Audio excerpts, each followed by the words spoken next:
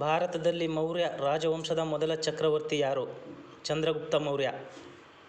ಯಾವ ಪ್ರಾಚೀನ ಭಾರತೀಯ ಪಠ್ಯವನ್ನು ವಿಶ್ವದ ಅತ್ಯಂತ ಹಳೆಯ ಗ್ರಂಥವೆಂದು ಪರಿಗಣಿಸಲಾಗಿದೆ? ಋಗ್ವೇದ.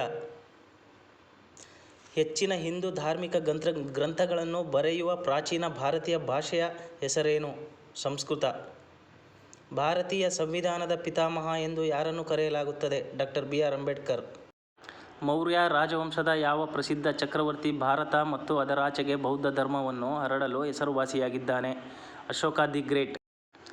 ಸಿಂಧೂ ಕಣಿವೆಯ ನಾಗರಿಕತೆಯು ಪ್ರಾಥಮಿಕವಾಗಿ ಯಾವ ಆಧುನಿಕ ದೇಶದಲ್ಲಿತ್ತು? ಪಾಕಿಸ್ತಾನ. ಭಾರತದ ಮೊದಲ ಮಹಿಳಾ ಪ್ರಧಾನಿ ಯಾರು? ಇಂದಿರಾ ಗಾಂಧಿ. ನಳಂದ ನಗರದಲ್ಲಿ ಯಾವ ಪ್ರಸಿದ್ಧ ಪ್ರಾಚೀನ ವಿಶ್ವವಿದ್ಯಾನಿಲಯವಿತ್ತು? ನಳಂದ ವಿಶ್ವವಿದ್ಯಾನಿಲಯ.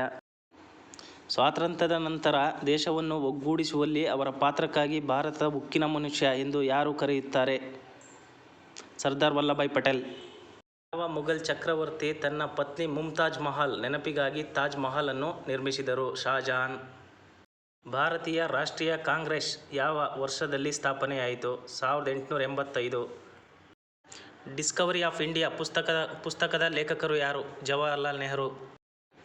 1757ರಲ್ಲಿ ನಡೆದ ಯಾವ ಯುದ್ಧವು ಭಾರತದಲ್ಲಿ ಬ್ರಿಟಿಷ್ ಆಳ್ವಿಕೆಯ ಆರಂಭವನ್ನು ಗುರುತಿಸಿತು? ಪ್ಲಾಸಿ ಕದನ. 1915ರಲ್ಲಿ ಮಹಾತ್ಮ ಗಾಂಧಿ ಭಾರತಕ್ಕೆ ಹಿಂತಿರುಗಿದ ಹಡಗಿನ ಹೆಸರೇನು? SS Arabia. ಬಾಹ್ಯಾಕಾಶದಲ್ಲಿ ಮೊದಲ ಭಾರತೀಯ ಮಹಿಳೆ ಯಾರು? ಕಲ್ಪನಾ ಚಾವ್ಲಾ.